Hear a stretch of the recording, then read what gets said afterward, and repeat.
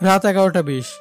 একা একা রাস্তায় হাঁটছি, উদ্দেশ্য বাস স্ট্যান্ড। চলে যাবে ওই শহর ছেড়ে, কারণ আজকে আমাকে নিজের বাসা থেকে বের করে দেওয়া হয়েছে।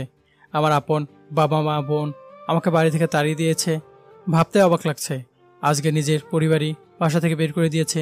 কি দোষ ছিল আমার যে বাসা থেকে বের করে দিল? কোনো এক অজানা কারণে হয়তো আমাকে বাসা থেকে বের করে দিল। আমি নাহিদ হাসান নীল, বাবা মা আর আমার ছোট বোন আর বউকে নিয়ে আমার পরিবার। কিন্তু বর্তমানে আমার কোনো পরিবার নেই। তার কারণ হলো তারা আমাকে পরিবার ও বাসা দুটো থেকে বের করে দিয়েছে। আমাকে বাসা থেকে বের করে দেওয়াতে আমার বাবা মার কোনো হাত নেই, কারণ আজ প্রায় 1 বছর ধরে আমাকে শুধুমাত্র একটি মানুষের জন্য অনেক অপমান অবহেলা সহ্য করতে হয়েছে। আপনার সাথে কথা বলতে বলতে বাস স্ট্যান্ডে চলে আসলাম। এখন রাত 11:30।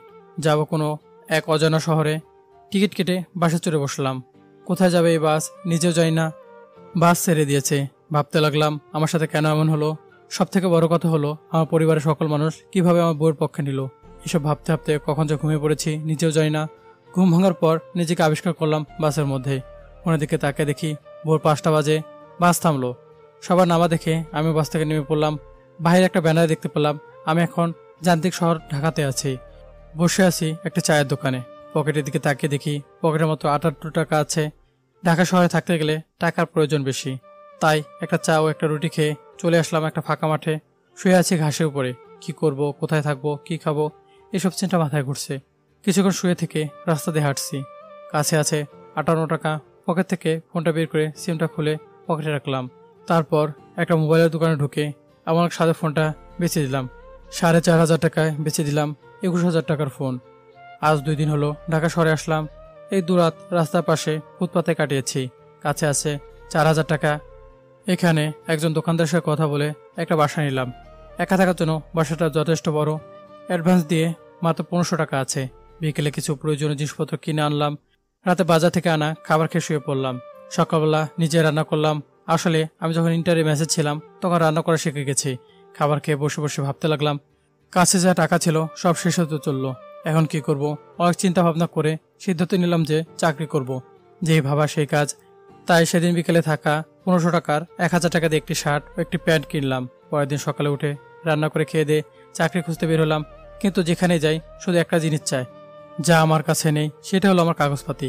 তাই চাকরির জন্য না ঘুরে বাসায় চলে এসে একটু ঘুমালাম। বিকেলে চলে আসলাম সেই দোকানের কাছে। তারপর তার সাথে কথা বলে আমাকে একটা সিএনজি গ্যারেজ থেকে সিএনজি নিয়ে দিল। তারপর আমাকে সেই গ্যারেজে একজন লোক সিএনজি চালায় শিখাই দিল। তারপর চলে আসলাম বাসায়। এসে খেয়ে দিয়ে শুয়ে পড়লাম। কিন্তু কেমন জানি লাগছে, ঘুমও ধরছে না। হঠাৎ করে বাবা মায়ের কথা মনে পড়ে গেল। খুব জানতে ইচ্ছা করতেছে তারা কেমন আছে। রিয়া কেমন আছে? রিয়া আমার ছোট বোন। রিমি কেমন আছে তাও জানি না। রিমি হলো আমার বউ। এসব ভাবছি আর নিজে বালিশ ভিজে ফেলছি। এসব ভাবতে ভাবতে কখন যে ঘুমিয়ে পড়ছি তা মনে নেই। সকালে উঠে আজ রান্না করলাম না, কারণ বাসায় রান্না করার মতো কিছু নাই। তাই আজকে আর রান্না করলাম না। কাছে আছে মাত্র 20 টাকা। তা দিয়ে বাইরে গিয়ে চায়ের দোকানে বসে 1 কাপ চা আর একটা রুটি খেয়ে চলে গেলাম গ্যারেজে। তারপর সেখান থেকে সিএনজি নিয়ে স্ট্যান্ডে বসে আছি আর ভাবছি অনার্স পাস করলাম, কিন্তু তার কাগজ না থাকার কারণে আর সিএনজি চালাতে হচ্ছে। কি কপাল আমার। তারপর বসে থাকতে থাকতে একটি যাত্রী আসলো। তাকে গন্তব্য দিয়ে আসলাম। ভাড়া দিল 230 টাকা। তারপর আবার সেখানে একটু অপেক্ষা করে আবার একটা যাত্রী নিয়ে আসলাম। ভাড়া দিল 150 টাকা। প্রথম দিনে রোজগার করলাম 980 টাকা। সিএনজিটা গ্যারেজে রেখে 500 টাকা সিএনজি ভাড়া দিলাম। তারপর বাজার করে সোজা বাসায় চলে আসলাম। তারপর রান্না করে রেখে চলে গেলাম গোসল করতে। গোসল করে এসে খেয়ে দিয়ে বাইরে বের হলাম, কারণ এখানে আসছি 1 সপ্তাহ হলো। বাসার আশেপাশে একটু ঘোরাও হয়নি, তাই একটু ঘুরতে বের হলাম। তাছাড়া হাতে কোনো কাজও নেই। তারপর কিছুক্ষণ ঘুরে আসলাম বাসায়। রাতে হালকা কিছু খেয়ে ঘুমানোর চেষ্টা করলাম, কিন্তু ঘুমাতে পারলাম না। মনে পড়ে গেল রিমির কথা। রিমির সাথে প্রথম দেখা হয়েছিল আমার ভার্সিটিতে। তখন আমি অনার্স 3য় বর্ষে পড়ি আর রিমি অনার্স 1ম বর্ষে। মনে পড়ে গেল প্রথম দিনের কথা। আমি রাকিব আর রিয়াদ বসে আড্ডা দিচ্ছি। এমন সময় কে বলে উঠল, প্রথম বর্ষের ক্লাসরুমটা কোন দিকে? ওইখানে গিয়ে জিজ্ঞেস করেন। তারপর মেয়েটা চলে গেল আর আমি ভাবতে লাগলাম, কেমন মেয়ে রে বাবা, একটা ধন্যবাদও দিল না। তারপর কিছুক্ষণ আড্ডা দিয়ে ক্লাসরুমে চলে গেলাম। ক্লাস করে যখন বাইরে আসতে যাব ঠিক তখনই মেয়েটা আসলো। আপনি এত খারাপ কেন? কেন? আমাকে ক্লাসরুম দেখানোর কথা বলে কোথায় পাঠিয়ে দিয়েছিলেন? কোথায় পাঠাইছিলাম? ওখানে। কি হয়েছে? জানেন ওখানে কতগুলো পকেটের ছেলে আমাকে কি বলেছে? কি বলেছে? আমি বলতে পারবো না। তাহলে সরেন, আমার অনেক কাজ আছে। বাই। পাগল ছাগল কোথাকার। কি? আমি পাগল ছাগল? দাঁড়া, তোর আজকে আমি। আমাকে আর পায়কে আমি কোনো কথা না বলে দৌড় দিয়ে চলে আসলাম। আসলে তখন আমি মেয়েটাকে ঠিক জায়গাটায় পাঠাইছিলাম, কিন্তু সে নিজেই না বুঝে তাদের কাছে চলে যায়। আমি যেখানে পাঠিয়েছিলাম সেখানে অনার্স প্রথম বর্ষের ছেলে মেয়ে বসেছিল, আর তাদের থেকে কিছু দূরে সে বকেটের ছেলেগুলো ছিল। আমি জানি তারা তাকে খারাপ অফার করেছিল, আর আমি যাদের কাছে পাঠিয়েছিলাম সেখানে আমার বোন রিয়াও ছিল, আর রিয়াও প্রথম বর্ষে পড়ে। তারপর আমি সেই বখাটেদের কাছে গেলাম। আমাকে দেখে সবাই দাঁড়ালো, কারণ হলো আমি এখানকার কলেজ ক্যাম্পাস রাজনীতির সভাপতি। তারপর তাদেরকে বলে দিলাম যে এখানে কোনো মেয়ে যেন এমন না করে। তারপর আমি আর রিয়া বাসায় চলে আসলাম। হঠাৎ করে আজানের শব্দে ঘুম ভেঙে গেল। মনে মনে একটু হাসলাম, কারণ আজকে রিমির সাথে প্রথম দেখা হওয়ার দিনের কথা ভাবতে ভাবতে তার স্বপ্ন দেখলাম। আজান দিয়েছে, তাই উঠে নামাজ পড়তে গেলাম। নামাজ পড়ে একটু হাঁটাহাঁটি করে বাসায় চলে আসলাম। তারপর সকালে খাবার রান্না করলাম। রান্না করা শেষে খাবার খেয়ে চলে আসলাম টং দোকানে। তারপর সেখান থেকে চা খেয়ে গ্যারেজে গিয়ে সিএনজিটা নিয়ে বাইরে ভাড়ার জন্য বের হলাম। এভাবে কেটে গেল 13 দিন। ভাবলাম সিএনজি না চালিয়ে একটি চাকরি করব, কিন্তু আমার অনার্স পাশের কাগজপত্রগুলো লাগবে। তাই আজকে একটা ফোন কিনে আমার বন্ধু রাকিবকে ফোন দিলাম। হ্যালো রাকিব। কে আপনি? কিরে ভাই, আমার ভুলে গেলি নাকি? গেছি। তোরে কত ফোন দিছি তুই জানিস? তোর ফোন বন্ধ আসছিল কেন? তুই কেমন আছিস? ভালো, তুই? আর তোর বউ কেমন আছে? আর আজকে ফোনটা কিনলাম। ভালো রে। আগের ফোন কই? নষ্ট হয়েছে। তা তুই আসিস কই? ঢাকাতে আছি। কি করছিস রে ঢাকাতে? সিএনজি চালাই। শালা, এখন তোর মজা করার অভ্যাসটা গেল না। সত্যি বলছে রে। সত্যি? তুই অনার্স পাস করে সিএনজি চালাইতেছিস কেন? আমি সাজে চালাইতেছি। তাহলে চালাস কে? চাকরি করতে পারস না? চাকরির জন্য কাগজপত্র লাগবে। তোর তো কাগজ সহ সব আছে। ওগুলো বাসায় আছে, আমি আনি নাই। ও, তুই এখন একটা কাজ করে দিবি প্লিজ। বল শুধু কি কাজ? আমার বাসা থেকে শুধু আমার কাগজগুলো এনে দিবি। তুই তাহলে আমাদের এইখানে আসবি কেন? কাগজপাতি নিতে। আরে আমার যাওয়া লাগবে না, কুরিয়ার সার্ভিসে পাঠিয়ে দিবি। ওকে। আর আমাদের বাসায় আমার কথা বলে দেখিস কে কে আমাকে মনে রেখেছে। আচ্ছা, তোদের বাসায় কেউ যদি বলে ওর কাগজ নিয়ে কি করবি? কোনো একটা কাজের জন্য মিথ্যা বলে নিয়ে আসবি। ওকে ভাই। আমি যে ঢাকাতে আছি কেউ যাতে না জানে। ওকে, ঠিকানা দে। তারপর ফোনটা রাখলাম, আবার সিএনজি চালাতে মন দিলাম। আজকে বেশিক্ষণ চালাবো না, কারণ মনটা ভালো নেই। 1 ঘন্টা মতো সিএনজি চালিয়ে গ্যারেজ করে বাসায় চলে আসলাম। তারপর রাতের খাবার রান্না করলাম। তারপর গোসল করলাম। গোসল করে খাবার খেয়ে শুয়ে পড়লাম। আজকে শরীরটা বেশি ক্লান্ত লাগছে, তাই সময়মতো ঘুম ধরলো। আজকে আর ফজরের সময় ঘুম ভাঙলো না। সকাল 9:23 ঘুম থেকে উঠলাম। তারপর ফ্রেশ হয়ে খাবার রান্না করলাম। খেয়ে একটু রেস্ট নিয়ে চলে আসলাম মোড়ের টং দোকানে। তারপর চা খেয়ে নিলাম। রাকিবের কাছে ফোন দিলাম। হ্যালো রাকিব। হ্যাঁ বল। কাগজপত্রের কি অবস্থা? ভাই কিভাবে যে বলি তোকে। কি হয়েছে বল তোরে? তোর বউ তোর সব দরকারি কাগজ পাতি পুড়িয়ে ফেলেছে। কি? ভাই, কখন এসব করলো? কাল আমি যখন কাগজগুলো নিতে গেছিলাম তখন। কি হয়েছিল সেটা বল। আমি যখন তোর বাসায় গেলাম তখন। রাকিব যখন আমার বাসায় গিয়েছিল, রাকিব কলিং বেল বাজালো। একটু পর রিয়া এসে দরজা খুলে দিল। আরে রাকিব ভাইয়া যে, কেমন আছেন? আমি ভালো, তোমরা কেমন আছো? ভালো আছি, ভিতরে আসেন। চলো। তারপর বাসার ভিতরে চলে আসলো রাকিব। তখন রিমি আর রিয়া আসলো রাকিবের কাছে। আরে রাকিব ভাই কেমন আছেন? আর ভাবি কেমন আছে? সবাই ভালো আছে। ভাইয়া বিয়ার পর তো আর আমাদের বাসাতে আসলেনই না, আর ভাবিকেও দেখালেন না। ব্যস্ত থাকি একটু, পরে একদিন নিয়ে আসবো নি। তা আজ কি মনে করে আসলেন? একটু দরকারি কাগজপাতি নিয়ে আসলাম। কিসের কাগজপাতি? নীলের অনার্স পাসের কাগজগুলো একটু দরকার ছিল। ও দাঁড়ান, আমি নিয়ে আসছি। আচ্ছা ভাবি। এমন সময় নিলয় ফোন দিল। হ্যাঁ বল। কই রে তুই? একটু বাইরে আসি। ও তাড়াতাড়ি আয়, রাখছি। হ্যালো নীল। আসলে রাকিব নিলয়ের নাম বলেছে। এমন সময় রিমি নীলের নাম শুনতে পায়। রাকিব ভাই আপনাকে নীল পাঠাইছে এই কাগজগুলো দিতে। আরে না, নীলয় ফোন দিছিল। ভাই মিথ্যা বলিয়েন না, আমি আপনাকে এই কাগজগুলো দিব না। আরে ভাবি, নীল আমার কাছে ফোন দেয়নি, নীলয় ফোন দিয়েছিল। আমি কাগজ হাত দিব না। প্লিজ ভাবি, আমাকে কাগজগুলো দিন। আপনি নীলের জন্য কাগজ নিতে আসছেন? ঠিক সে সময় নীলের বাবা মা আসলো আর বলল, কি হয়েছে রে মা? নীল রাকিব ভাইকে দিয়ে ওর কাগজপাতি দিতে পাঠাইছে। সত্যি নাকি রাকিব? না আঙ্কেল। ভাই আপনিও মিথ্যা বলছেন, কোনো কথা বলছেন না কেন?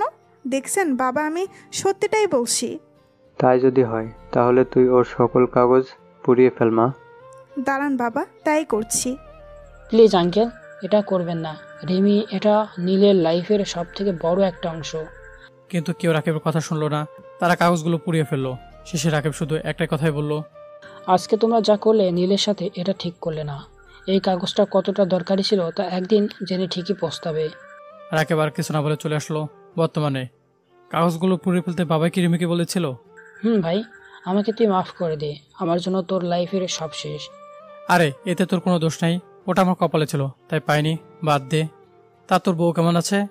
ভালো রে, আর তোর পরিবার মনে হয় তোকে ছাড়া অনেক ভালো আছে। ও আচ্ছা ভাই, রাখলাম। ওকে ভাই, ভালো থাকিস। ফোন কেটে দিলাম আর ভাবতে লাগলাম এটা কি হলো। ভাবছিলাম অনার্স পাস করে বিশেষ করে আমি জেলা প্রশাসক হতে চাইছিলাম, কিন্তু রিমি এটা কি করলো? আমার সারা জীবনের সাধনা মাটি করে দিল। কেন এমনটা করলো? আর বাবা, তার কথা কি বলবো? সে তো জানতো আমি অনার্স পাসের পর জেলা প্রশাসকের জবটা করব। তারপরও তিনি এমনটা করলো, আমার স্বপ্ন এভাবে নষ্ট করে দিল। ভাবছিলাম অনার্স পাসের সার্টিফিকেটটা নিয়ে বিসিএসে ভর্তি হব, এখন ঢাকাতে জব করে পড়ালেখা চালিয়ে যাব, তারপর নিজ শহরে জেলা প্রশাসকের জবটা করব, কিন্তু তা আর হলো না। আমার সব আশা আকাঙ্ক্ষা মাটি করে দিল। তারপর আজকে আর সিএনজি নিয়ে গেলাম না, দোকান থেকে এক প্যাকেট সিগারেট কিনে বাসায় এসে ধোয়া ওড়াতে শুরু করলাম। আমি এর আগে কখনো সিগারেট খাইনি। আজকে মনের দুঃখতা এত বেশি বেড়ে গেল যে আর থাকতে পারলাম না, তাই ধোয়া ওড়ানো শুরু করলাম। আর ভাবতে লাগলাম সিটি লাইফের কথা। আজকে দুইবার দেখালো রিমির সাথে, সাথে রিয়াও আছে। একই বয়সে হয়, 2 দিনে বান্ধবী হয়েছে। রিমি সোজা আমার কাছে আসলো। রিমি আমাকে বলতে লাগলো যে আমি অনেক দুঃখিত কেন? সেই দিন ওই রকম করার জন্য। তো এতে সরি বলার কি আছে? এমনি বললাম আর কি। এমন সময় রিমি রিয়াকে বলল, রিয়া আমাকে সেই দিন ওই ছেলেটা তোদের কাছে পাঠাইছিল, কিন্তু আমি রং জায়গায় গিয়েছিলাম। ও তাই নাকি দে? তা নীল সাহেব, আপনি ক্লাস না করে এখানে কি করছেন? জি আপু, আমি বসে বসে আড্ডা দিচ্ছি। এই তুই এনাকে চিনিস? হুম, কেমনে চিনিস? সেটা 20 বছর ধরে চিনি। এই হারামজাদাটা আমার বড় ভাই। কি সত্যি বলছিস নাকি মিথ্যা বলছিস? আরে মোটা রিমি, এটা সত্যি আমার বড় ভাই। দেখ রিয়া, আমি কিন্তু মোটা নই। জানি জানি। আর ভাইয়া চল বাসায় যাই। আমার যে ক্লাস আছে। ক্লাস না ছাই, বাসায় চল, নাইলে বাসায় কমু যে তুই ক্লাস না করে আড্ডা দিস ভার্সিটিতে আইসা। বেশি পেঁচাল না পেরে বাসায় চল, আর আজ বিকেলে তোদের সাথে দেখা করব। মানে কি, আমি এখন একা একা বাসায় যাব? তোরা একা যাইতে কে বলছে? আমাদের সাথে চল। ডায়রিয়া, ওর বাসা কই? আমাদের বাসা থেকে একটু আগে। বাহ, 2 দিনের এত পরিচয়। রে, এখন তাড়াতাড়ি চল। তারপর বাসা থেকে চলে আসলাম। রিয়াকে বাসায় নামায় দিয়ে রিমিকে তাদের বাসা নিয়ে গেলাম। যাওয়ার সময় রিমি বলল, আচ্ছা, যে ছেলেগুলো আমাকে টিস করছিল তারা আমাকে আজকে সরি বললো কেন? এমনিতেই বলেছে। ও, তোমার বাসার কত দূর? সামনে মোড়ের পর 2 নম্বর গলি। ও, তারপর রিমিকে বাসায় নামায় দিয়ে আসতেছি, এমন সময় রাকিবের ফোন। রাকিব বল। দোস্ত, মুনিয়ার সাথে আবার ঝগড়া লাগছে। কি নিয়ে আর কখন? সকালে ঝগড়া লাগছে, আর আমি যেই সিগারেট খাই ওটা ওই কেমনে জানি জানতে পারছে, তাই নিয়ে ঝগড়া লাগাইছে। তো আমরা এখন কি করব? আরে তুই কি করবি মানে? বল, আমি কি করব? তুই একটু ওরে বোঝাই বল যে আমি আর সিগারেট খাবো না। এটা তো তুইও বলতে পারোস। আজ ভার্সিটিতে আসে নাই, আর ফোনও বন্ধ। আচ্ছা বলবো নি। তারপর ফোন কেটে দিলাম। আসলে মুনিয়া হচ্ছে রাকিবের জিএফ, আর মুনিয়া আমার সব কথায় রাখে। আমাদের বাসা থেকে কিছুটা দূরে মুনিয়াদের বাসা। রাকিব আর মুনিয়া রিলেশনে প্রায় 3 বছরের। মুনিয়া পরে অনার্স 2য় বর্ষে, আর রাকিব পরে 4র্থ বর্ষে। তারপর আমি চলে আসলাম। বাসায় এসে ফ্রেশ হয়ে কিছু খেয়ে ঘুমিয়ে পড়লাম। বিকেলে ঘুম থেকে উঠে ফ্রেশ হয়ে মুনিয়াদের বাসায় চলে গেলাম। মুনিয়া আমাকে দেখে বলল, নীল ভাইয়া যে হুম ভেতরে আসেন। না, আজকে আর যাবো না, তুমি নিচে আসো। ওকে, আসতেছি। কেমন আছো? ভালো নাই, আপনি? আর ভালো থাকা, তোমরা যা শুরু করেছো। আমি আবার কি করলাম? রাকিবের সাথে তোমার কি হয়েছে আমি সব জানি। আর রাকিব বলেছে যে সে আর সিগারেট খাবে না। তুমি এখন তার সাথে কথা বলবা? ভাইয়া আপনি বললেন বলেন, আর ওর সাথে এত তাড়াতাড়ি কথা বললাম, না হলে এবার ওরে অনেক শাস্তি দিতাম। যা হবার হয়েছে ভুলে যাও। ওকে, বাট এটাই লাস্ট বার কিন্তু। ওকে, আজ আমি আসি আপু। ভেতরে আসেন, চা খেয়ে যান।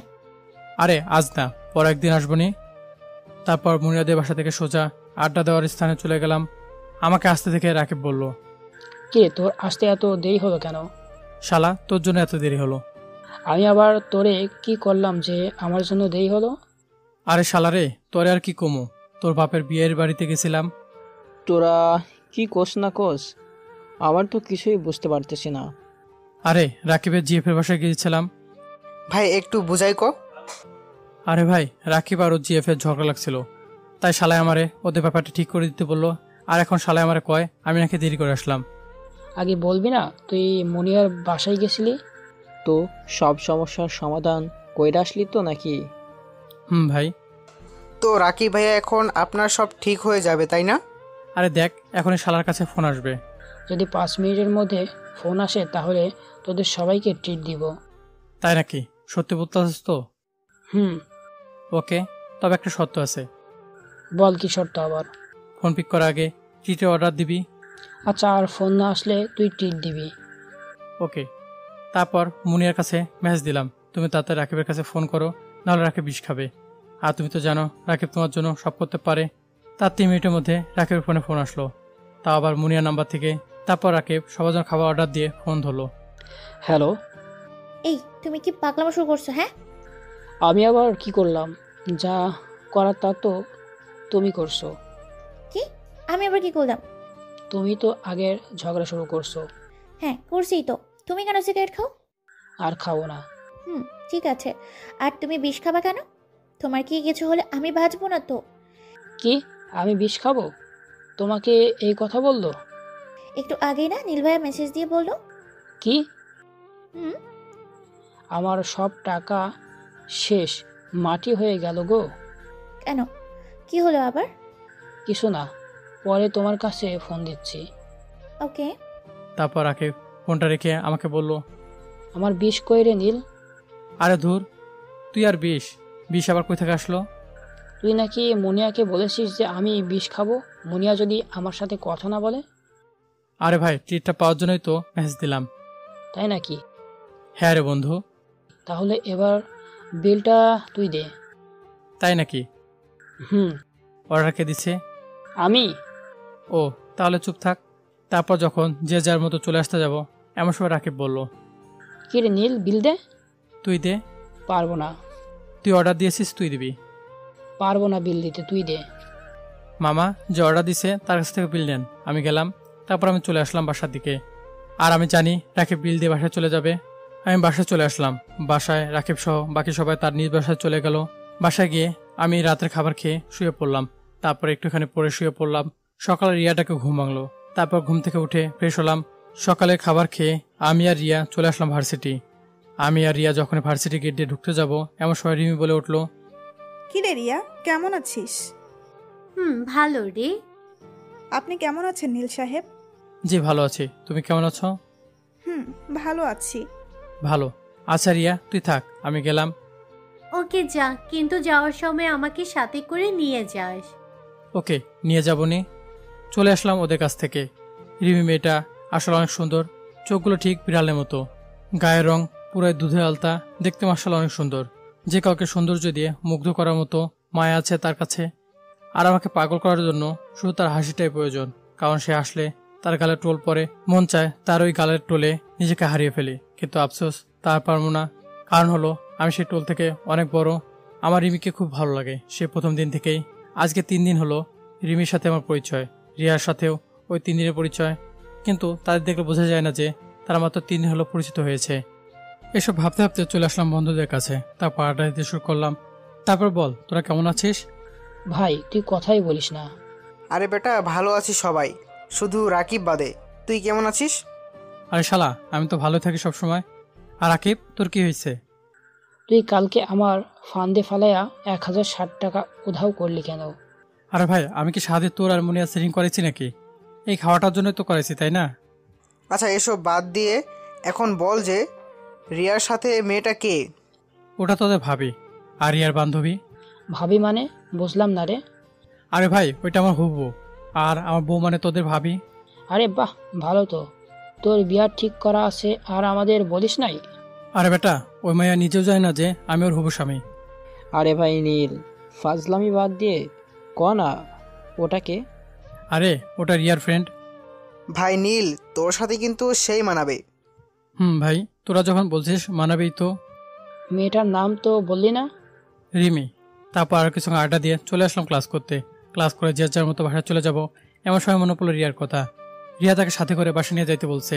চলে আসলাম গেটের সামনে, এমন সময় আননোন নাম্বার থেকে ফোন আসলো। হ্যালো, কে বলছেন? আমি রিয়া, কই তুই? আমি গেটের সামনে তোর জন্য দাঁড়িয়ে অপেক্ষা করছি। 2 মিনিট দাঁড়া। ফোনটা কেটে গেল। আর আমি বসে থাকলাম বাইকের ওপর।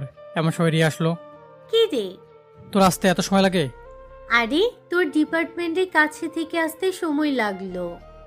আমার ডিপার্টমেন্টে কেন? আরে তোর জন্যই গেছিলাম। ও, এখন চল।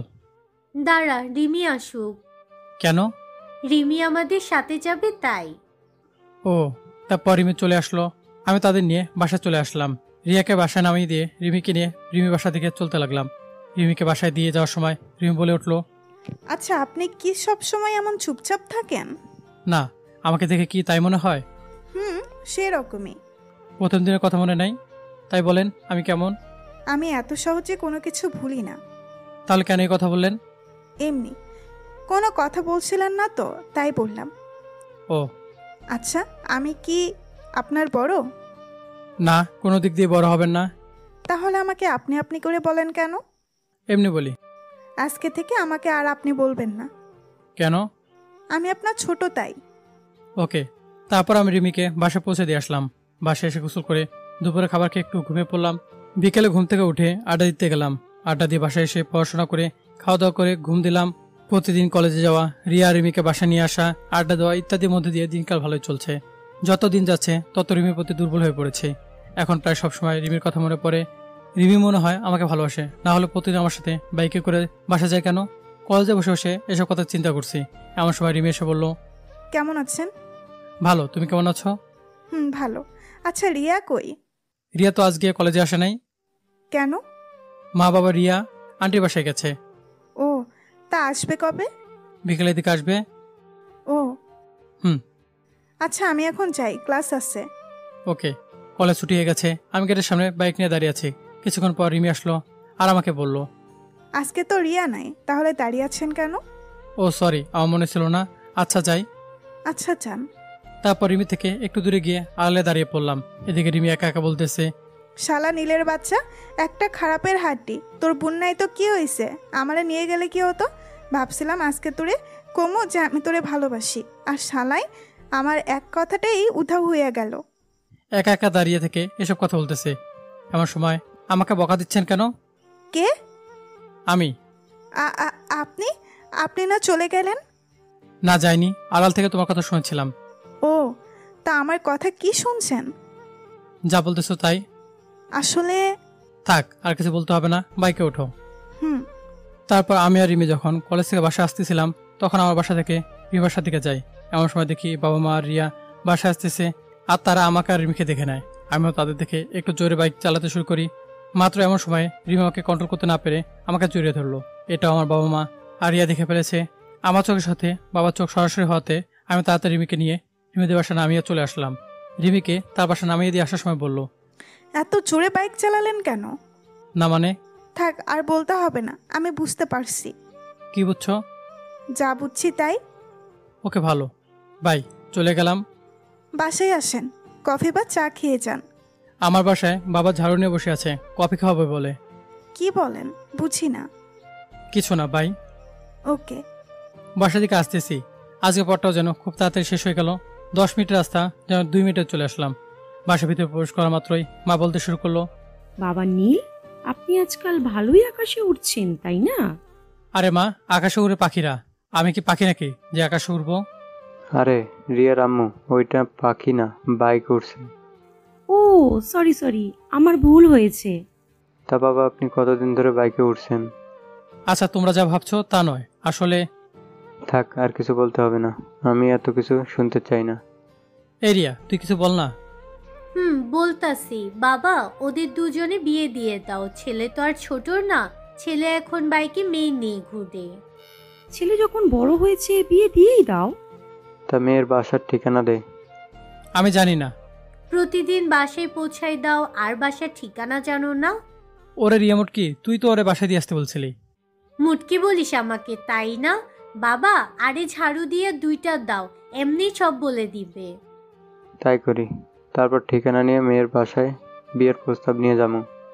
বাবা, আমার বিয়ের বয়স হয়নি তো, আর আমি কেবলমাত্র অনার্সে পড়ি। আমার স্বপ্নটাকে পূরণ করি। বিয়ের পরে করিস, এখন বাসার ঠিকানাটা দে, না দিলে ঝাড়ু দিয়ে 2টা দেবো। বসে আছে নিজের রুমে আর ভাবতেছে কি এমন হলো, বাসার ঠিকানা দিলাম, এখন কি যে হবে, কি থেকে কি হলো। এমন সময় রিয়া আমার রুমে এসে বলতে লাগলো, ব্রো, কেমন বাস দিলাম? তুই কেন এমন করলি রে? আরে আমার বড় ভাই, তোর সাথে কলেজে যাইতে ভালো লাগে না, তাই এমন করলাম। আর তোর বিয়ার পর রিমির সাথেই কলেজ যাবো। আচ্ছা বুঝলাম, আমাকে বললেই তো হতো, তোকে আর নিয়ে যাইতাম না। আর রিমি কি রাজি হবে বিয়ে করতে? হবে মানে হইছেই তো, আর এটা আমাদের প্ল্যান ছিল। কি বলিস, বুঝি না। আরে আজকে বেড়াতে যাওয়ার, তারপর রিমি তোকে জড়িয়ে ধরছে, এগুলোই। কি? রাতে খাবার টেবিলে। তা নীল, আগামী শুক্রবার তোমার বিয়ে। আজকে রিমিদের বাসায় বিয়ের কথা পাকাপাকি করে আসলাম। কি, রিমি পরিবার রাজি হয়েছে আমার মতো বেকারের সাথে বিয়ে দিতে? হয়েছে। বিয়ের পর বউকে কি খাওয়াবো? তা তোর চিন্তা করা লাগবে না। তাই নাকি? কথাগুলো শুনে একটু খাবার খেয়ে রুমে চলে আসলাম আর ভাবতেছি হাসবো নাকি কাঁদবো। এত অল্প সময়ে কি করে সব পাল্টে গেল। আজ থেকে 2 দিন পর নাকি আমার বিয়ে। রাতের চিন্তা আর ঘুম আসলো না। অনেক কষ্টে রাত 3টার সময় ঘুমিয়ে পড়লাম। রাত 8টার দিকে রিয়াটাকে আমার ঘুম ভাঙলো। আচ্ছা আপনারা বলেন তো, রাত 3টায় ঘুমালে কি এত সকাল ঘুম থেকে ওঠা যায়? কি আর করা, ঘুম থেকে উঠলাম। তারপর ফ্রেশ হয়ে সকালে খাবার খেয়ে কলেজের দিকে যাওয়ার জন্য বের হলাম। এমন সময় আম্মু বলল, কিরে কই যাস? সকালে শ্বশুর বাড়ি যাই। তাই? আচ্ছা, যাইতোস যখন রিয়াকে সাথে করে নিয়ে যা। পারবো না, আমি কলেজে যাচ্ছি। আজকে আর কলেজে যাওয়া লাগবে না। কেন? আজকে রিমিকে নিয়ে শপিং করতে যাব, তাই। আমি কি করব?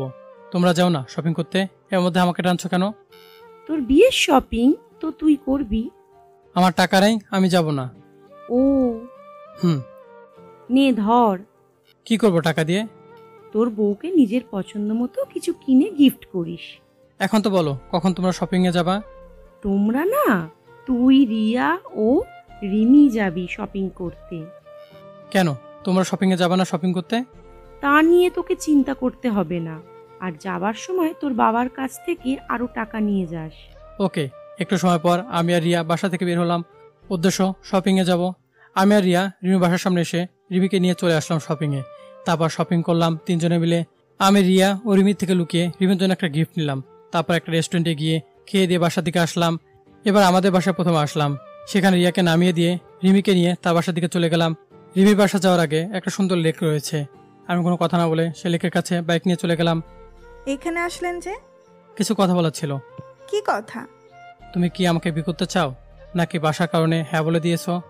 আমি আপনাকে নিজে থেকেই বিয়ে করতে রাজি হয়েছি। ও আচ্ছা, তোমার কোন কালার প্রিয়? কেন? আগে বলো, তারপর বলছি। গোলাপি কালার। গুড। গুড কেন? কারণ আমার কাছে এই কালারটাই প্রিয়। ও আসলে আমার আর নীল কালার। ও আচ্ছা চলেন বাসায় যাই। চলো। তারপর রিমিদের বাসার সামনে চলে আসলাম। তারপর, রিমি একটা কথা বলবো? বলেন। তোমার জন্য একটা শাড়ি নিয়েছিলাম গোলাপি কালারের। ও তুমি কি ওটা নিবে? নিব না মানে? ওটা আমার প্রিয় কালার। তাহলে তখন যে বলে নীল কালার। এমনি বলছিলাম। এই যে নাও, আর বিকেলে তুমি এটা পরে রেডি থেকো, বাইরে ঘুরতে যাব। ওকে। তারপর রিমিকে তার বাসায় নামাই দিয়ে নিজ বাসায় চলে আসলাম। নিজের বাসায় এসে ঘুম দিলাম। বিকেল 3টায় ঘুম থেকে উঠলাম। তারপর গোসল করে কিছু হালকা খেয়ে বাইক নিয়ে চলে আসলাম রিমিদের বাসার সামনে। বাসার বাইরে থেকে অনেক সুন্দর করে সাজানো হয়েছে। বাসার সামনে দাঁড়িয়ে ফোন দিলাম তাকে। হ্যালো, কই তুমি? এই তো রেডি হচ্ছি, আপনি কই? বাসার নিচে। আপনি একটু ভেতরে আসেন তো। আমি ভিতরে যাব কেন? আরে আসেন আগে, পরে বলছি। ওকে। তারপর আমি বাসা কলিং বেল চাপ দিলাম। একটু পর একটা মেয়ের দরজা খুলে দিল। মনে হয় রিমির ছোট বোন। সে আমাকে বলল, কাকে চাই? আমাকে চিনো না? আমি তোমার কি? না তো, আপনাকে চিনতে পারলাম না তো। আর আমার নাম নিঝুম, ইসরাত জাহান নিঝুম। তুমি কি রিমির ছোট বোন? হুম। আমি তোমার হবুদুল্লাহ ভাই। ও, আপনি নীল? হুম। আপনি বাহিরে কেন, ভিতরে আসেন। তারপর ভিতরে গেলাম। কিছু মানুষও আসছে। আমার তো একদিন বাকি বিয়েতে। বাসাটা আমাদের বাসা থেকে একটু বড়, আর সুন্দর করে সাজানো হয়েছে। চারিদিকে নানা ধরনের শোপিস দ্বারা সাজানো। আমি দাঁড়িয়ে আছি দেখে নিঝুম বলল, দাঁড়িয়ে আছেন যে, বসেন না কেন? বসতেছি। আমি আপু মাকে ডাকতেছি। ওকে। তারপর রিমি ও তার মাকে ডেকে দিল নিঝুম। আসসালামু আলাইকুম, কেমন আছেন? ওয়ালাইকুম আসসালাম। জি ভালো, তুমি কেমন আছো বাবা? জি ভালো। মা, ওনাকে কিছু খাইতে দাও। ওকে দিচ্ছি। শাশুড়ি চলে গেল খাবার আনতে। আচ্ছা, আর কতক্ষণ লাগবে? আমি রেডি হয়েছি, আমাকে কেমন লাগছে বলেন তো? আমি তো রিমির দিকে ভালো করে দেখিয়ে নিই।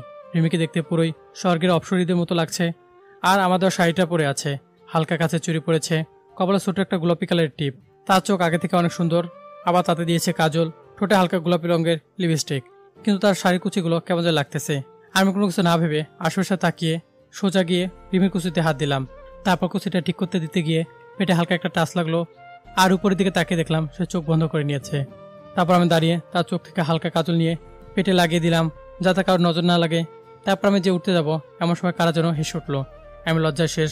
পাশে তাকিয়ে দেখি শাশুড়ি ও শালিকা সহ অনেক হাসছে, আর রিমি তো লজ্জা চোখ বন্ধ করে আছে। কি হলো এতক্ষণ এখানে? ফ্রিতে মুভি দেখা হলো আর কি। মা, তোমাকে না খাবার আনতে বললাম? নিয়ে আসছি তো। তাহলে তুমি যাও তো, আমার লজ্জা লাগছে। ওকে। তারপর আমি একটু বৃষ্টি খেয়ে চলে আসলাম রিমিকে নিয়ে ঘুরতে। এখন আমি আর রিমি একটা লেকের পাড়ে বসে আছি। হঠাৎ রিমি আমার হাত ধরে ফেললো। আমি কিছু বললাম না।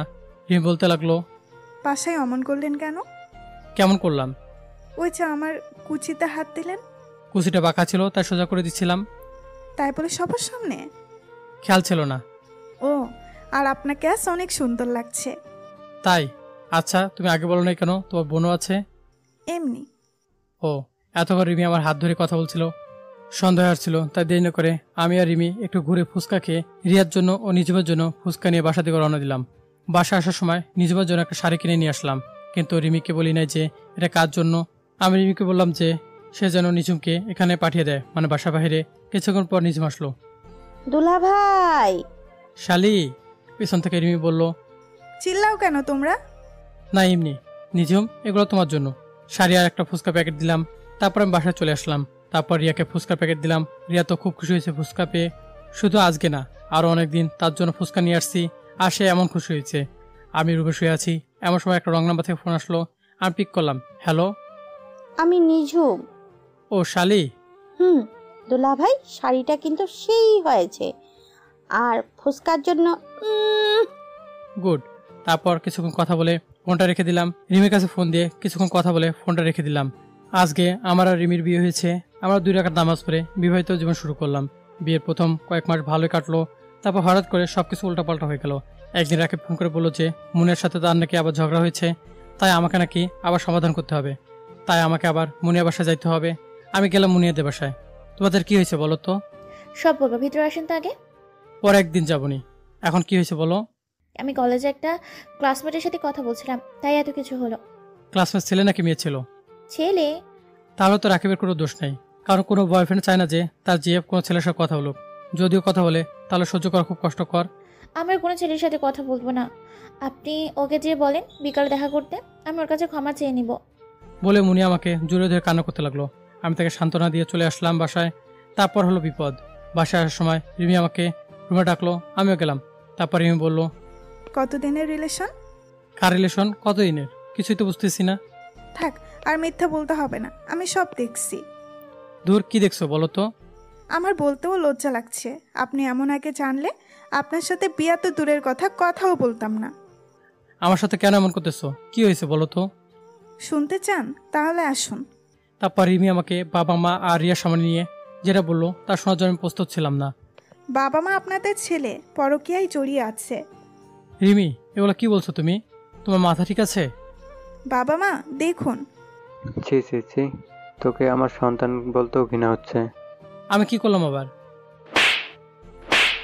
তুই একটু এক্ষুনি আমার এই বাড়ি থেকে চলে যা, আর কোনোদিন এই বাড়িতে আসবি না।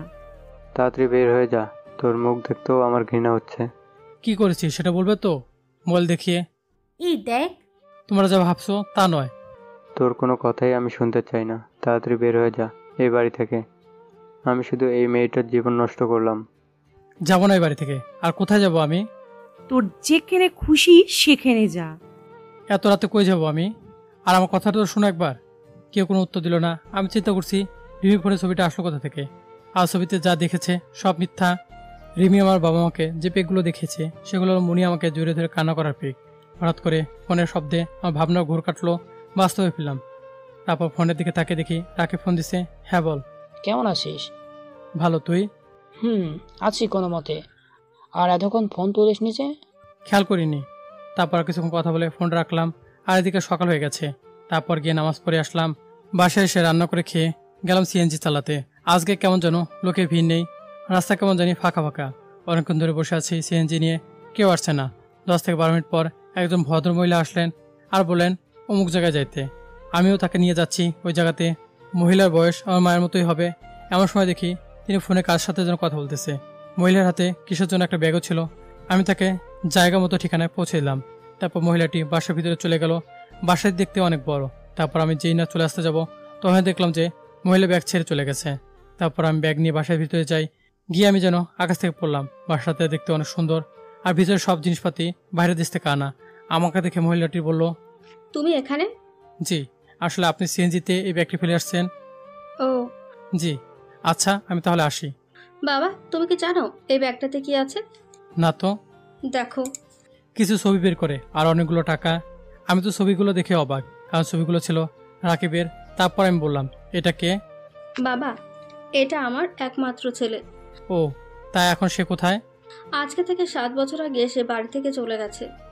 আচ্ছা, আমাকে বলা যাবে কেন সে বাড়ি থেকে চলে গিয়েছিল? বাবা। তারপর সে আমাকে সবকিছু খুলে বলল, যা আপনাদের বলা যাবে না। ও আচ্ছা, আমি বললাম না যে আমি রাকিবকে চিনি। আচ্ছা, কথা তো অনেক হলো, তোমার নাম ঠিকানা কিছু বলো।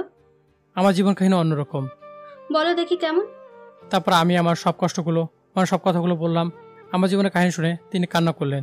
তারপর বলল, বাবা তোমাকে একটা কথা বলবো? বলেন। তুমি আমার ছেলের মতো। তুমি আজ থেকে আমার সাথে এই বাড়িতে থেকো না বাবা। না, আমি থাকতে পারবো না, আর আমাকে যেতে হবে। আজকে এটা দিনে প্রথম ভাড়া ছিল, আমাকে আরো ভাড়া মারতে হবে, মালিককে টাকা দিতে হবে। তুমি শিক্ষিত মানুষ হয়ে কেন সিএনজি চালাও? আসলে আমার কাগজপাতিগুলো নাই যে। আমার অফিসে তুমি জয়েন করবা, ওগুলো লাগবে না তোমার। আমার তোমার মতো একটা বিশ্বস্ত লোক লাগবে। কিন্তু? কোনো কিন্তু না, আর এখন থেকে তুমি আমার বাড়িতেই থাকবা। আচ্ছা। তারপর আমি সিএনজিটা গ্যারেজে জমা দিয়ে কাপড় চোপড় নিয়ে মহিলাটা মানে আন্টিদের বাসায় আসলাম। তিনি আসলে অনেক ভালো মানুষ। তারপর তিনি আমাকে একটা রুম দেখিয়ে দিল, যেটা চারপাশে শুধু রাকিবেরই ছবি, আর আমাকে রাকিবের ঘরে থাকতে দেওয়া হলো। তারপরের দিন থেকে আমি অফিস করা শুরু করলাম। ভালোই কাটছে এখনকার দিনগুলো।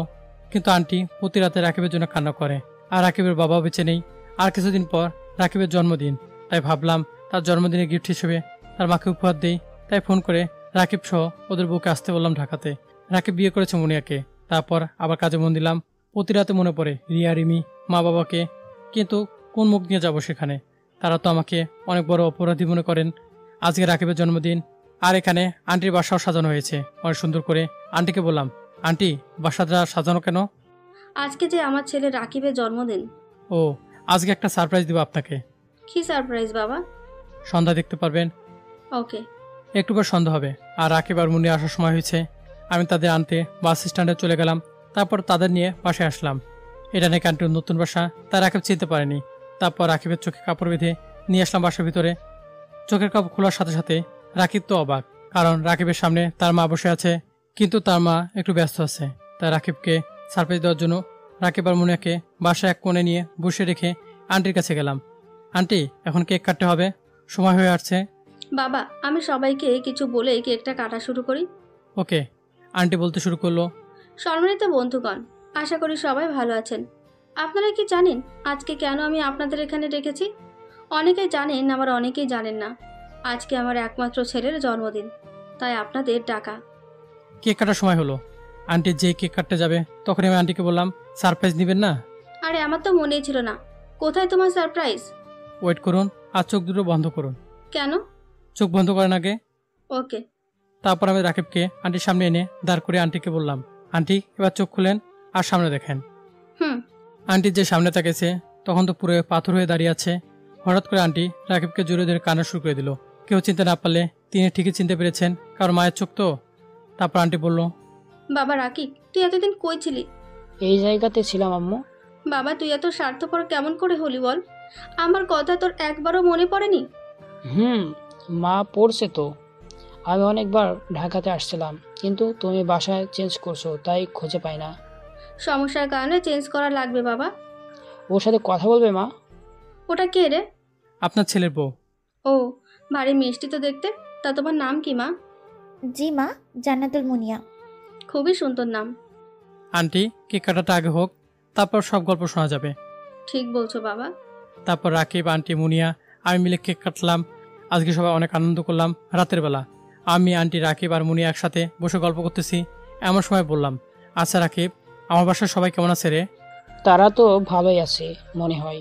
তুই চলে আসার পর মাত্র একবার তোর বাসাতে গেছিলাম। বাবা নীল, তোমরা একে অপরকে কত বছর ধরে চেনো?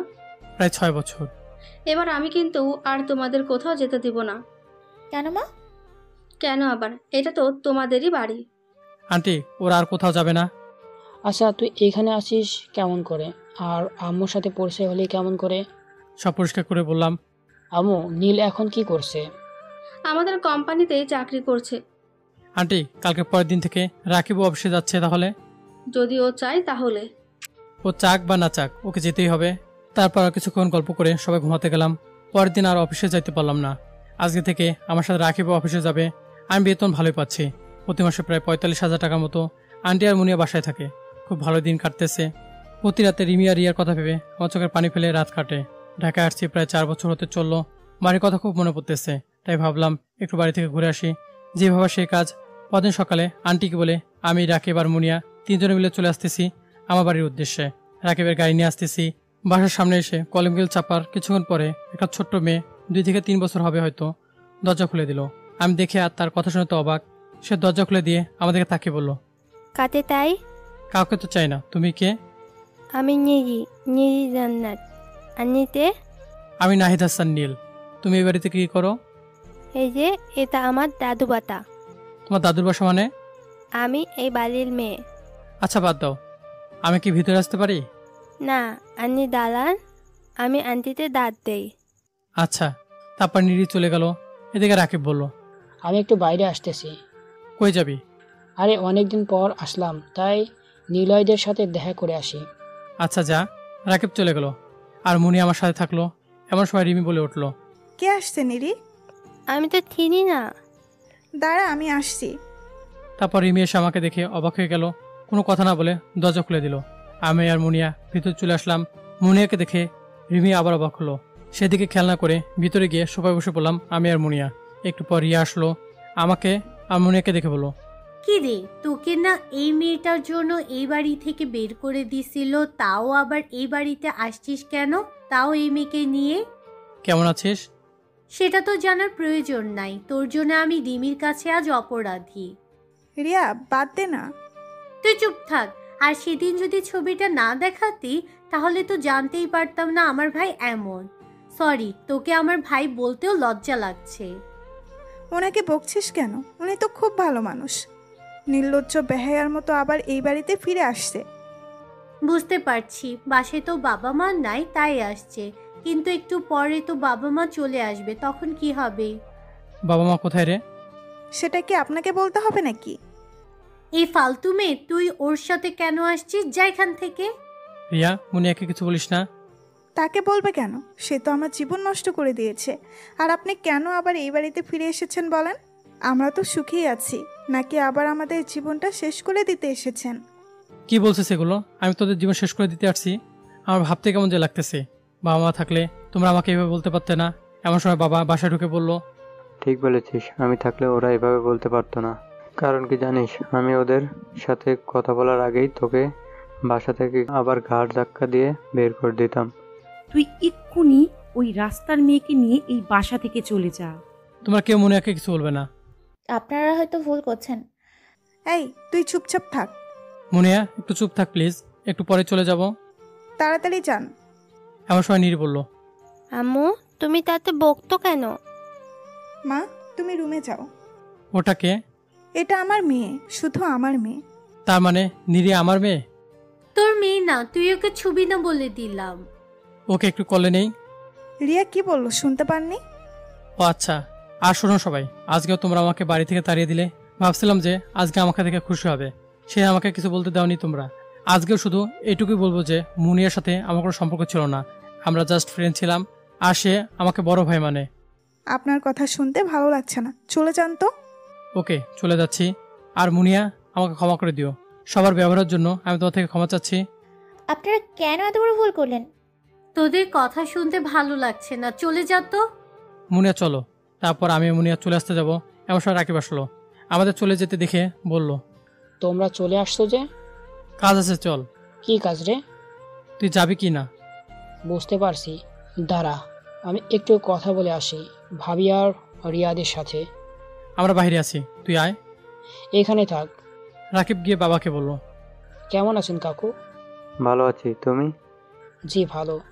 রাকিব ভাইয়াকে তো আর দেখাই যায় না, সেই যে গেলেন আর তো আসলেন না, বা ভাবিকে দেখালেন না।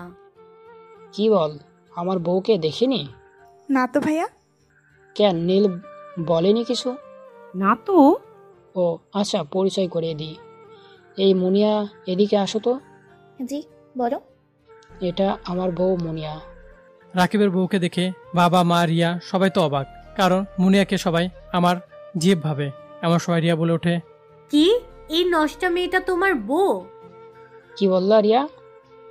এই মেয়েটার সাথে তো তোমার কলিজার টুকরার বন্ধু সম্পর্ক আছে। রিয়া তুমি মনে হয় ভুল করছো। রাকিব ভাই ভুল তো আপনি করছেন। আমি তো কিছুই বুঝছি না। দাঁড়ান বুঝাচ্ছি। ও এটা? আরে এটা তো কিছু না, আমার সামনে কতবার এরকম করে জড়িয়ে ধরেছে তার হিসাব নেই। তাহলে আপনি কেন ওই নষ্ট মেয়েকে বিয়ে করলেন? ভাবি, আপনারা অনেক বলেছেন, আপনি কি জানেন নীলের সাথে মুনিয়ার কি সম্পর্ক? জানি তো, গফ বফের। না না, আপনাদের ধারণাটা একদমই ভুল। তাদের মাঝে ভাই বোনের সম্পর্ক।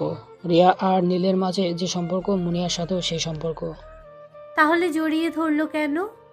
কেন ভাই, বোনকে জড়িয়ে ধরতে পারে না? আর আমার আর মুনিয়ার প্রায় 3 বছরের সম্পর্ক ছিল। সে সম্পর্ক চলাকালীন আমাদের মাঝে অনেক কথা কাটাকাটি হতো, আর নীল সেই সময় সামান্য সমাধান দিত। শেষ যেদিন আমাদের ঝগড়া লাগে সেদিন মুনিয়া নীলকে জড়িয়ে ধরে কান্না করেছিল, আর আপনারা এটা নিয়ে পড়ে আছেন। একটাবারও সত্যটা জানতে চাইলেন না। তুমি যা বললে তা কি সত্যি?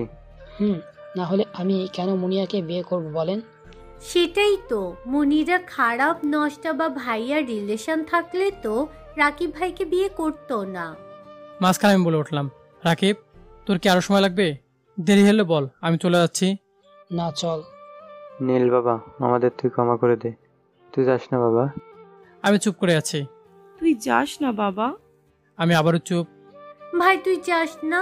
এরই মধ্যে নিরি বলল, আম্মু ওটাতে তোমার বাবাই তাহলে তুই দাঁতে চলে যাচ্ছে, তুমি গিয়ে তাকে আটকাও। আত্মা মুনিয়া রাকিব গেলে আয়, না গেলে আমি চলে গেলাম। বাবাই তুমি তুই যাবা? কে তোমার বাবাই মামুনি? আর তোমার আম্মু কই? ওই যে ওটা। কি ওটা তোমার আম্মু সত্যি? নিজেকে কোলে তুলে নিয়ে কান্না করতে থাকলাম।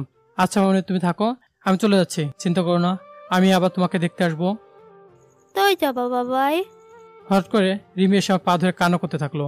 আমি কোনো কথা না বলে চুপচাপ দাঁড়িয়ে আছি। তুই যা বলবি আমরা তাই করব। আমি যাই বলবো তোমরা তাই করবে? আচ্ছা, আজকে থেকে তোমরা আর আমার সাথে কথা বলবে না। ভাই এটা তুই কি বললি? আমরা তোর সাথে কথা না বলে থাকতে পারবো না। কেন পারবি না বল? তোর সাথে কথা না বলে কেমনে থাকবো, মরে যাবো রে। এতদিন যখন মরিসনি তাহলে কোনো কষ্ট হবে না আমার সাথে না কথা বললে। রিমি চুপ করে আছে, কথা বলছিস না কেন? আর আমার কথা মানলে বলো, তাহলে আমি থাকবো, আর না মানলে আমি চলে যাব। আচ্ছা বাবা, আমরা তোর সব কথাই শুনবো, তাও চলে যাস না। ওকে, সবার কথাটা মনে থাকে যেন। তারপর আমি রুমে আসতে যাব এমন সময় আর একটা কথা মনে পড়লো। আর এই যে মিস রিয়া আর মিস রিমি, আপনারা দুজনে মুনের সাথে যে খারাপ ব্যবহার করেছেন, তাকে বাজে কথা বলেছেন, তার জন্য ক্ষমা চান গিয়ে। জি যাচ্ছি। তারপর গিয়ে মুনের কাছে ক্ষমা চাইলো তারা, কিন্তু রিয়া গেল না। তাকে দেখে আমি বললাম, মিস রিয়া, আপনাকে কি আলাদা করে ক্ষমা চাওয়ার জন্য ইনভাইট করতে হবে? যাচ্ছি। তো দাঁড়িয়ে আছেন কেন? তাড়াতাড়ি যান। তারপর রিয়াও গিয়ে ক্ষমা চাইলো, কিন্তু বাবাকে চাইতে বললাম না। এমন সময় বাবা মুনিয়ার কাছে যেয়ে বলতে লাগলো, মা তুমি আমার মেয়ের মতো, বাবা তোমার কাছে ভুল করেছে, তুমি বাবাকে ক্ষমা করে দাও। আপনি না আমাকে মেয়ে বলছেন, তাহলে মেয়ের কাছে কেন ক্ষমা যাচ্ছেন? মা কোনো কথা না বলে কান্না করলো। আপনি ওদের রুমটা দেখিয়ে দিন, রিমিকে উদ্দেশ্য করে বললাম। জি আচ্ছা। তারপর আমি কিছু না বলে নিরিকে নিয়ে আমার রুমে চলে আসলাম। রুমটার দিকে তাকিয়ে আরো অবাক হচ্ছে। অবাক হওয়ার কারণ আছে, রুমটা আমি থাকতে যেমন সাজানো ছিল ঠিক তেমনই এখন সাজানো আছে রুমটা। দেওয়ালের দিকে চোখ পড়তেই আমার চোখকে আমি বিশ্বাস করতে পারছি না। কারণ হলো আমার সে পুরনো কিছু ছবি লাগানো আছে, যা আমি থাকতে ছিল না। আর তার একটু নিচে তাকাতেই আমার চোখ ছানাবড়া হয়ে গেল। একটু নিচে যে আমার রিমির আর নিরির ছবি লাগানো। আমি এক মনে রিমির ছবির দিকে তাকিয়ে আছি। এমন সময় নিরি বলে উঠলো, বাবাই তুমি কি দেখতো? ছবিগুলো দেখছি মামনি। তুমিও দেখি আম্মুর মতো। কেন মামনি? না আসলে আম্মু তো এই ছবিগুলোর দিকে তাকিয়ে থাকে, তাই বললাম। ও তাই নাকি? আর কি করে মামনি? আর অনেক কান্না তোলে, অনেক কান্না করে। ও আচ্ছা, তুমি তোমার আম্মুকে বলনি যে বাবাই কই? বলছি তো। কি বলতো? বলছি যে আম্মু আমার বাবা কই, বাবাই তো দেখছি না। তখন তোমার আম্মু কি বলে? বলে যে তোমার বাবা বাইরে কাজে গেছে, খুব তাড়াতাড়ি ফিরে আসবে বলেই কান্না তোলে। ও আচ্ছা মামনি, তুমি কি করো? আমি তো কিছু করি না, সারাদিন বাসায় থাকি আর আম্মুদের সাথে খেলা করি। ও তাই স্কুলে যাও না? না আমি তো ছোট তাই, কিন্তু আম্মু আমাকে বাসায় পড়ায়। ও তারপর আর নানা ধরনের গল্প করতে করতে দুপুর হয়ে গেল। তখন রিমি আমার রুমে এসে বলল, নিরি তোমার দাদিমার কাছে যাও, গিয়ে গোসল করে খাবার খাও। আচ্ছা আম্মু। কিছু কথা বলার ছিল। কারো কোনো কথা শোনার মতো সময় আমার কাছে নেই। প্লিজ আমাকে ক্ষমা করে দিন। আমি ক্ষমা করে কেউ না। আপনি আমাকে মাফ করে দিন। দেখুন আপনি কিন্তু আমাকে বিরক্ত করছেন। প্লিজ। আমার পা ধরে কান্না করতে থাকলো। আমি কোনো কথা না বলে তাকে ছাড়িয়ে গোসল করতে চলে গেলাম। গোসল সেরে বাইরে এসে আমি অবাক হয়ে গেলাম। আর রিমি ঠিক আগের মতোই আমার জন্য শার্ট প্যান্ট নিয়ে দাঁড়িয়ে আছে। আমি এক মনে তার দিকে তাকিয়ে আছি, সেও আমার দিকে তাকিয়ে আছে। আমাদের নিরাপত্তা ভেঙে দিয়ে মুনিয়া বলে উঠলো, কি হচ্ছে এখানে? আর কতক্ষণ এভাবে দাঁড়িয়ে থাকবে? আরে মুনিয়া যে কখন এলে? এই তো আসছি, মনে হয় ভুল সময় আসছে। আরে না, ভুল সময় হবে কেন? আর না মানে দেখলাম যে এখানে চোখে চোখে প্রেম হচ্ছে তো তাই আর কি। আপনার কাপড়। লজ্জা পেয়ে কাপড় হাতে দিয়ে চলে গেল। দূর, কি করবে? না মানে আপনার মেয়েটা কই? মনে হয় আম্মুর কাছে যাবে। ও তাহলে আমি ওখানেই যাই। আচ্ছা যাও। তারপর আমি শার্ট প্যান্ট পরে নিচে গেলাম। গিয়ে দেখি সবাই খাবার টেবিলে বসে আছে। আমি গিয়ে বসলাম। আমি গিয়ে বললাম, কি ব্যাপার রাকিব, খাওয়া দাওয়া বাদ দিয়ে বসে আছিস কেন? তাতে খাবার দাও তো মা। মা খাবার দেও তো। জি মা দিচ্ছি। তারপর রিমি আমাদের সবাইকে খাবার বেড়ে দিল। আমি কিছু না বলে খেতে লাগলাম। খাবারটা তো সে হয়েছে, কে রান্না করছে? আমি জানি এটা রিমি করেছে, কারণ আমি এর আগেও রিমির হাতে রান্না খাইছি। ধুর, এরকম খাবার হলো? মানুষটাও যেরকম, খাবারগুলো সেরকম। আমার খাওয়া শেষ, পেট ভরে গেছে, আর খাইতে পারছিলাম না, তাই রাগ দেখে চলে আসলাম। সে কি এখনই না বললেন খাবারটা সেই হয়েছে? আসলে কিন্তু খাবারটা জোশ ছিল। আরে মনে ভুলে বলেছি। তারপর আমি আর রাকিব একটু বাইরে আসলাম। বাসায় মুনিয়া সবার সাথে গল্প করছে। অনেকদিন পর নিজ শহরে আসলাম। আজ পুরনো বন্ধুগুলোর সাথে অনেকদিন পর দেখা করব। চলে গেলাম সেই পুরনো কলেজ মাঠে। গিয়ে দেখি সব শালাগুলো একখানে বসে আছে। তারপর সবার সাথে গল্প করে সন্ধ্যার সময় দুজনে বাসায় আসলাম। বাসায় গিয়ে পড়লাম এক বিপদে। সন্ধ্যার সময় বাসায় ফিরে আসলাম। তারপর খাওয়া করে ঘুমাতে যাওয়ার সময় বাদল এক বিপদ, কারণ আমার রুমে নাকি রিমিও থাকবে। তারপর গিয়ে আমার রুমে থেকে নিরিকে নিয়ে পাশের রুমে আসতে যাব। এমন সময় রিমি বলল, নিরিকে নিয়ে কই যান? পাশের রুমে ঘুমাতে গেলাম। কেন এই রুমেই ঘুমান? আপনার সাথে একই রুমে ঘুমাতে পারবো না। ও আচ্ছা, আপনি তাহলে সোফাই ঘুমান আর নিরিকে আমার কাছে দিন। না, আমি সোফায় ঘুমাতে পারবো না, আর আমার কলেজে নিরিকে আমার কাছে রাখবো। তাহলে খাটে ঘুমান, আমি আসতেছি। কোনো কথা না বলে খাটে গিয়ে শুয়ে পড়লাম। একটু পর রিমি আসছে, মনে হয় গোসল করতে গেছিল। আমি তো রিমিকে দেখে আবার ক্রাশ খাইলাম। মন চাচ্ছে এখনই গিয়ে তার ঘাড়ে মুখটা গুজে দিয়ে তার ঘাড়ের গ্রান নিতে, কিন্তু তখনই আবার আগের কথাগুলো মনে পড়লো। তোর মাথায় এসব আর আসছে না, মন চায় শুধু কষ্ট দিতে। এমন সময় রিমি বলল, এখনো ঘুমাননি কেন? তোমাকে বলতে হবে নাকি? না মানে। থাক, আর বলতে হবে না। কোনো কথা না বলে খাটে ঘুমাতে আসলো। খাটে উঠলে কেন? ঘুমাবো না। ঘুমাতে কে না করছে? তবে খাটে ঘুমাতে পারবে না। তাহলে কোথায় ঘুমাবো? সোফাতে ঘুমান। আমি সোফাতে ঘুমাতে পারি না। তাহলে ফ্লোরে ঘুমান। না, আমি এখানেই ঘুমাবো। এই বলে খাতে উঠে আসতেছিল, ঠাস করে একটা থাপ্পড় দিলাম। বলছি না খাটে ঘুমাতে পারবি না? দূর থাকবো না এই ঘরে বলে চলে আসছিলাম। প্লিজ চলে যাবেন না, আমি নিচে ঘুমাচ্ছি। সকালবেলা উঠে আমি তো অবাক। রিমি আমার পা জড়িয়ে ধরে আছে, আর রিমির গালে 5টা আঙ্গুল বসে গেছে। মনে হয় কাল রাতে চটটা ডাক্তারের খাবার কলিজা যেন ছিঁড়ে গেল। এটা আমি কি করেছি? এর আগে আমি কখনোই রিমিকে মারিনি। আমার খুব কান্না পাচ্ছে, কিন্তু কান্না করতে পারছি না, কারণ রিমি জেগে যাবে। তাই আমি নড়াচড়া না করে ঘুমন্ত রিমিকে দেখছি। মেয়েটাকে দেখে মনে হচ্ছে সারা রাত কান্না করছে। প্রায় 23 থেকে 24 মিনিট ওদিকে তাকিয়েছিলাম।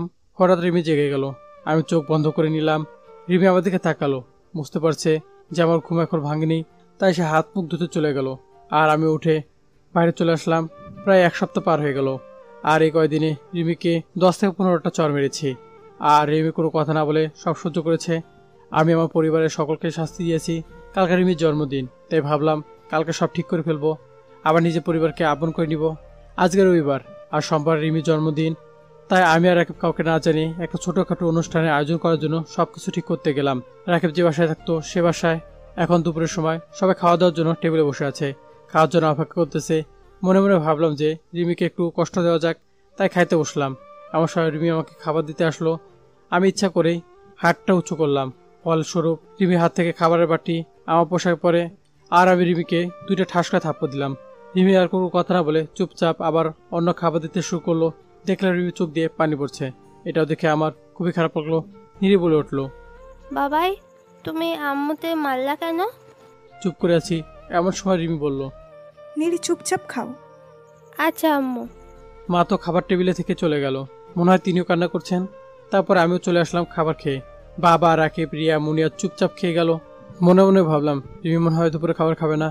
ঠিক তাই হলো। রিমি দুপুরে কিছুই খায়নি। রিমি সোজা রুমে এসে নিরিকে নিয়ে খাটে শুয়ে পড়লো, আর আমি সোফাতে বসে টিভি দেখছিলাম। হঠাৎ করে রিমির দিকে তাকাতেই দেখি ঘুমিয়ে গেছে, আর ঘুমের মধ্যে তার চোখ দুটি থেকে পানি বেয়ে পড়ছে। এটা দেখে আমার কেমন জানি মনে হলো আজকে পৃথিবীর সব থেকে খারাপ কাজটি করলাম। খারাপ কাজটি পৃথিবীর বলার কারণ হলো সে ঘুমের মধ্যে কান্না করছে, তার চোখে পানি। আমি থাকতে না পেরে রিমির কাছে গিয়ে তার চোখের পানি মুছে দিলাম। এখন বিকাল 5টা। আমি বাড়ির সবাইকে নিয়ে চলে আসলাম রাকিবের বাড়িতে। কেউ আসতে চাইছিল না। আমার রাগারাগিতে সবাই এলো। রাকিবের বাসায় আমার কাছে পরিচিত লোকজন, বন্ধু সহ রিমির পরিবারের সবাই, রাকিবের মা, মুনিয়ার বা বাড়িতে সবাই আসছে। আজকে রিমি নীল কালার একটা শাড়ি পরেছে, তাকে দেখতে খুব ভালো লাগছে। তার মুখে হাসি ছিল না কেন জানি, মনে হয় দুপুরের বিষয়টা নিয়ে। আমি আর সময় না নিয়ে বলতে শুরু করলাম, সম্মানীয় অতিথিবৃন্দ, আপনারা কেউ জানেন না কেন আজকে আমি আপনাদের এখানে ডেকেছি। সবার মনে একই প্রশ্ন, আমরা এখানে কেন এসেছি? তাহলে কারণটা আমি বলে ফেলি। রাকিব, তুই রেডি তো? শুরু কর তাহলে। ওকে। অতীতের সব দুঃখজনক ঘটনাকে ভুলে যাও, বর্তমানের দিকে মন দিয়ে অনেক অনেক খুশির জোয়ার আসুক তোমার জীবন জুড়ে। শুভ জন্মদিন রিমি। রিমি তো অবাক, কারণ আজকে রিমির জন্মদিন ছিল। তার রিমি মনে ছিল না, তাই রিমিকে বললাম, কেমন দিলাম? আপনি আমার জন্মদিন মনে রেখেছেন? আর রাকিব, যা কেকটা নিয়ে আয়। রিমি তো অবাক, কারণ আমি যে তার সাথে আজকেও খারাপ ব্যবহার করেছি, তাকেও অপমান করেছি। এমন সময় কি ভাবছো? পরে ভাইব, আগে চলো কেকটা কাটি, সময় নেই তো। তারপর সবাই তাকে উইশ করলো, কারণ সবাই বুঝতে পারছিল আজকে রিমির জন্মদিন। তারপর সবাই মিলে অনেক আনন্দ করে বাসে আসলাম। তারপর রাতে শুইতে গিয়ে রিমি শুয়ে পড়লো সোফায়। তা দেখে আমার মন মেজাজ খারাপ হয়ে গেল। আমি বললাম, আমি কাল সকালে চলে যাব। আমার যাওয়ার কথা শুনে রুমি বলল, আপনি চলে যাবেন কেন? তো আমি এখানে থাকবো কেন? আর আমার এখানে কে আছে? কেন আমরা আছি না? তুমি থাকলে তো আমার কাছে আসতে, সোফায় শুইতে না। আপনি যদি রাগ করেন তাই চাইনি। রাগ আর নাই, সব শেষ। সত্যি তো। কাছে আসতে আসতে। আসো, অনেকদিন পর একটু আদর দেই। না না, একদম না, আজকে না। কিছু শুনতে চাই না বলে জড়িয়ে ধরতেই নিরি খাট থেকে বলে উঠলো, কি ধরছো তোমরা? আমি আর রিমি লজ্জা পেয়ে বললাম, তোমার আম্মু নাকি খারাপ লাগছে তাই? থাক, আর বলতে হবে না, আমি রিয়া আন্টির কাছে গেলাম। বলে রিমি চলে গেল রিয়ার কাছে। রিমি আর আমি আবার আদর নিতে দিতে ব্যস্ত হয়ে পড়লাম। আর আজকের গল্পটি এখানে শেষ হচ্ছে। তো আগামী গল্পে আবারও দেখা হচ্ছে। সে পর্যন্ত